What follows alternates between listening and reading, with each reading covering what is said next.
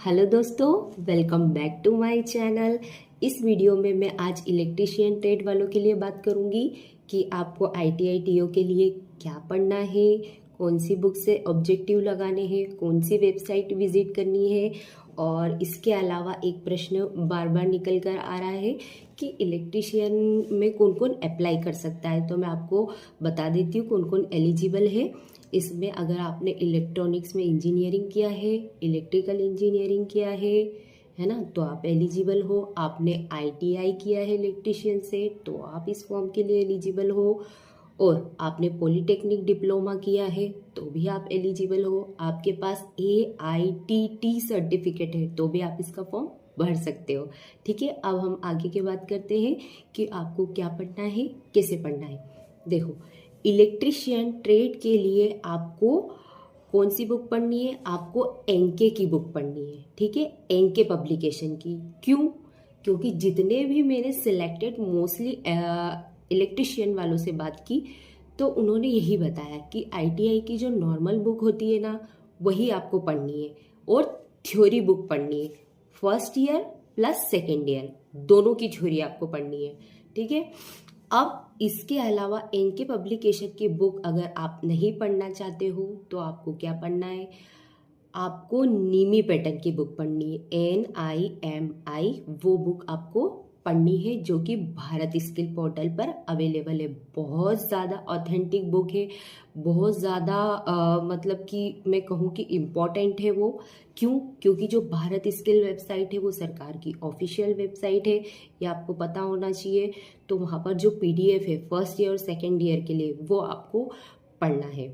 ठीक है, ऑब्जेक्टिव कहाँ से लगाने हैं? हाँ, एक चीज़ मैं बता दूं कि वीडियो के लास्ट में मैंने आपको बताया है कि वो कौन सी बुक है, कहाँ से आपको खरीदनी है और कहाँ से ऑब्जेक्टिव लगाने, कहाँ से बुक डाउनलोड करनी है। वो वीडियो के लास्ट में मैंने पूरी प्रोसेस बताई है आपको, तो आप बीच में वीडियो स्किप मत करना, पूरा एंड तक वीडियो देखना। ठीक है। हाँ, ऑब्जेक्टिव आपको कौन सी बुक से लगाने? ऑब्जेक्टिव भी आपको एनके की ही बुक से लगाने हैं, एनके पब्लिकेशन की है ना।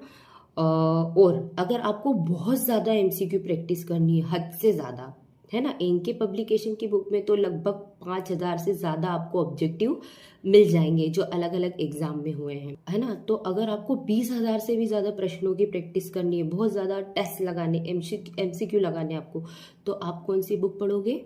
यूथ पब्लिकेशन की। कौन सी? यूथ कंपटीशन की बुक, है ना। उसमें बहुत सारे ऑब्जेक्टिव दे रखे। हाँ, बुक थोड़ी एक्सपेंसिव है, थोड़ी महंगी है, लेकिन प्रैक्टिस के लिए क्वेश्चन ज़्यादा है। ठीक है। अब आप लोग कुछ लोग पूछते हो कि क्या हम पेड कोर्स ले या नहीं ले, कोर्स खरीद के पढ़ाई करें क्या? तो देखो, ये आपके ऊपर डिपेंड करता है कि आपको कोर्स खरीदना है कि बुक से ही पढ़ लेना है। अगर आपको कॉन्फिडेंट नहीं आता है केवल बुक पढ़ के कि आप पास हो सकते हो, आपको कोई गाइड चाहिए, है ना। कोचिंग वगैरह जो आप वीडियो देखते हो ना, वो आपके गाइडेंस के लिए होती है।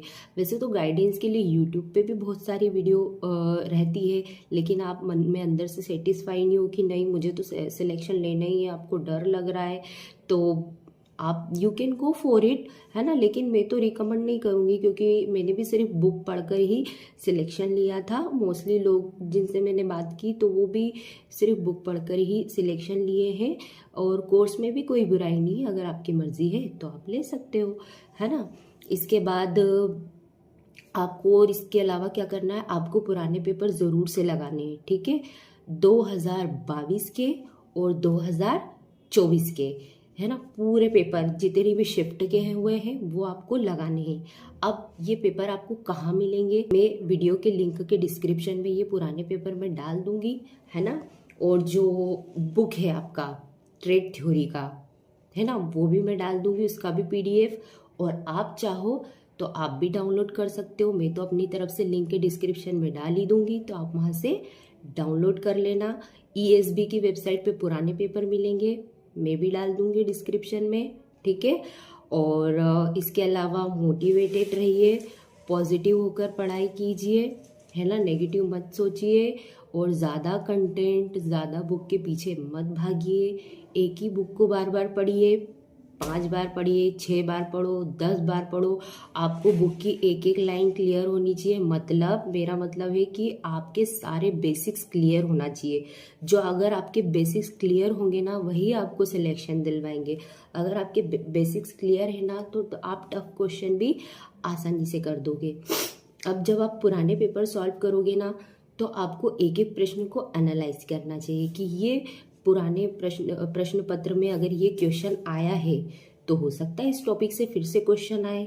तो इस टॉपिक से हो तो सकता, ऐसा नहीं हो सकता कि वही प्रश्न रिपीट होगा, उसी टॉपिक से दूसरा क्वेश्चन बन सकता है ना। तो ये आपको दिमाग लगाना है कि और किस तरह का प्रश्न इससे बनेगा। उसके ऑप्शन देखो कि ये ऑप्शन दिए हैं, तो इस ऑप्शन से कोई प्रश्न बन सकता है क्या, है ना। प्रश्न पत्र सिलेबस से ही आएगा।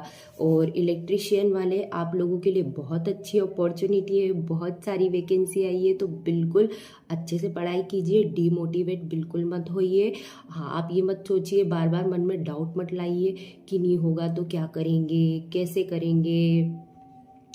ये सारे डाउट मन से निकाल दो। आपको क्या सोचना है, बस एक सेंटेंस सोचना है आपको, मेरा सिलेक्शन पक्का है, मेरा तो होगा ही होगा। आपको बिल्कुल पॉजिटिव सोचना है। जब मैं ये एग्जाम दे रही थी ना, तब मैंने भी यही सोचा था, मेरा तो हो जाएगा सिलेक्शन, एकदम पक्का है। ठीक है, आपको पॉजिटिव रहना है। पॉजिटिविटी बहुत ज़रूरी है। आप नेगेटिव हुए तो आप अच्छे से पढ़ भी नहीं पाओगे, अंदर से स्ट्रेस लोगे, दुखी रहोगे तो आप पढ़ नहीं पाओगे। खुश होके पढ़ो, शांत मन से पढ़ो। मन में शांति लाने के लिए मेडिटेशन करो, भगवान का नाम लो। अभी जब तक आपकी एग्ज़ाम नहीं होती, तब तक के लिए आप बिल्कुल सोशल मीडिया ज़्यादा मत यूज़ करो। अच्छे से पढ़ाई करो अगर सिलेक्शन लेना है तो, है ना। सारी चीज़ों को बार बार रिवाइज करो। और हाँ, टेस्ट पेपर सिर्फ एक बार नहीं लगाना है, टेस्ट पेपर को भी आपको रिवीजन लगाना है। स्पेशली वो प्रश्न जो आपको बिल्कुल भी नहीं आते हैं, है ना, आपसे गलत हो रहे हैं, तो उन प्रश्नों को अलग से लिख लो एक कॉपी में।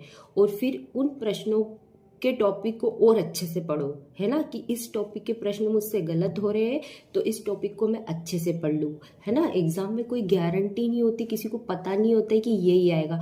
कॉम्पिटिटिव एग्जाम अनप्रेडिक्टेबल रहती है, तो आपको अपनी तरफ से पूरी तैयारी करके जानी है। ठीक है, तो इतना ही। आगे आप देख लीजिए, जो वीडियो मैंने अपने फ़ोन से रिकॉर्डिंग किया है, कहाँ से बुक डाउनलोड करनी है, क्या है, तो आप अंत तक वीडियो देखना। इमी पैटर्न की बुक आपको कैसे डाउनलोड करनी है, गूगल पर आपको जाना है, आपको डालना है Bharat skills electrician. Bharat skill की वेबसाइट ये आ गई, इलेक्ट्रीशियन पे आपको क्लिक करना है। स्टडी मटेरियल में आपको जाना है। स्टडी मटेरियल में आपको ट्रेड प्रैक्टिकल वाला नहीं डाउनलोड करना है, आपको ट्रेड थ्योरी सेक्शन में जाना है। ट्रेड थ्योरी में आपको फर्स्ट ईयर और सेकेंड ईयर दोनों की बुक आपको डाउनलोड कर लेनी है और पढ़नी है। इसमें हिंदी इंग्लिश दोनों में दे रखी है। हम फर्स्ट ईयर हिंदी वाली डाउनलोड करके देख लेते हैं। ये देखिए, NSQF स्तर 4 वाली बुक। इसमें पूरा आपका बेसिक से लेके एडवांस तक पूरी थ्योरी दे रखी है इलेक्ट्रिशियन के लिए। ये देखिए, पूरे 340 पेजेस की बुक है, ये आपको पढ़ लेनी है। और इसी तरह आपको सेकेंड ईयर की भी इसमें दे रखी है, वो बुक भी आपको डाउनलोड करके पढ़ लेनी है। ठीक है, इसके अलावा इसमें और क्या दे रखा है आपका, क्वेश्चन बैंक में जाना है आपको। Electrician first year set 1, set 2, set 3, second year set 1, set 2, set 3। ये PDF आपको सारे डाउनलोड करके इनके ऑब्जेक्टिव्स आपको लगा लेने हैं। ठीक है, तो आपकी क्वेश्चन प्रैक्टिस भी हो जाएगी। इसके अलावा मॉक टेस्ट पे जाना है आपको। मॉक टेस्ट इसमें शायद अभी आए नहीं है, खोल के देखते हैं हम। मॉक टेस्ट अभी नहीं आया है, इसमें रोल नंबर डालना पड़ेगा। इतना आपको भारत स्किल की वेबसाइट पर जाकर करना है। इसके अलावा कौन सी वेबसाइट आपको विजिट करनी है, आपको विजिट करना है NCVT इलेक्ट्री इलेक्ट्रीशियन इलेक्ट्रीशियन टेस्ट लिखना है आपको, बस इतना डालना है आपको। यहाँ पे सेकेंड अपन फर्स्ट ईयर के देख लेते हैं। ठीक, एनसीबीटी ये आ गई वेबसाइट। ये खोलना है आपको, नीवी मॉक टेस्ट, नीचे स्क्रॉल करना है। हाँ, ये देखिए फर्स्ट ईयर के सारे चैप्टर आ गए। इसमें पहला दे रखा है safety practice and hand tools, और 10वां चैप्टर, ये पूरे 10 तक दे रखे हैं। तो हम पहले चैप्टर निकाल लेते हैं। पहले चैप्टर में ये देखिए स्टार्ट द टेस्ट, 10 प्रश्न आएंगे इसमें। इसमें लॉगिन करने का बोल रहा है। यहाँ पर आपको अपना गूगल आईडी डाल के लॉगिन करना है, और ये टेस्ट आपको लगा लेना है। इसमें 10-10 प्रश्न आएंगे। फर्स्ट ईयर और सेकेंड ईयर वाले दोनों प्रश्न इसमें आएंगे, ठीक है। तो इतना आपको करना है, और आपको कोई भी डाउट हो तो आप कमेंट सेक्शन में मुझसे पूछ लेना। इसके अलावा मैंने सिलेबस भी डिस्क्रिप्शन में लिंक में मैं डाल दूंगी, वहां से आप सिलेबस भी देख लीजिएगा।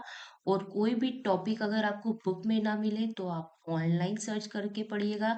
लेकिन सिलेबस में जितने भी टॉपिक है वो सारे आपको पढ़ने हैं, ठीक है।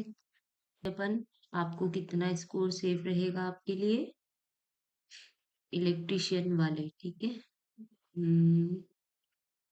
जनरल कैटेगरी मेल, मेल का पिछली बार कितने पे सिलेक्शन हुआ है आप लोगों का? 88, 88 मार्क्स। फीमेल का 77, ठीक है। इसके बाद नीचे, और नीचे जाते हैं हम, ओबीसी, ओबीसी फीमेल का 76, मेल का यहाँ पे दे नहीं रखा है। EWS, EWS female 73, EWS male 80, और एससी कैटेगरी, एससी कैटेगरी का ऊपर है, एससी कैटेगरी मेल का ओपन कैटेगरी 83, फीमेल का 73। मतलब हम देखें यूआर वालों के लिए सेफ स्कोर रहेगा 85 से ऊपर, और ओबीसी वालों के लिए रहेगा 80 से ऊपर, और same goes for SC category. मतलब आपको कुल मिला के 80 से ऊपर स्कोर करने का टारगेट रखना है, ठीक है। ऐसा नहीं है, आप डरो मत, कट ऑफ कम भी जा सकता है। क्यों? क्योंकि इस बार वैकेंसी बहुत ज्यादा है इलेक्ट्रिशियन वालों की। मेरे ख्याल से सबसे ज्यादा पद इस बार इलेक्ट्रिशियन वालों के ही हैं, है ना। तो आप अच्छे से प्रिपरेशन कीजिए, बिल्कुल भी डीमोटिवेट मत होइए। आप अपना टारगेट बना के चलिए कि आपको ज्यादा से ज्यादा स्कोर करना है, ठीक है। Bye bye.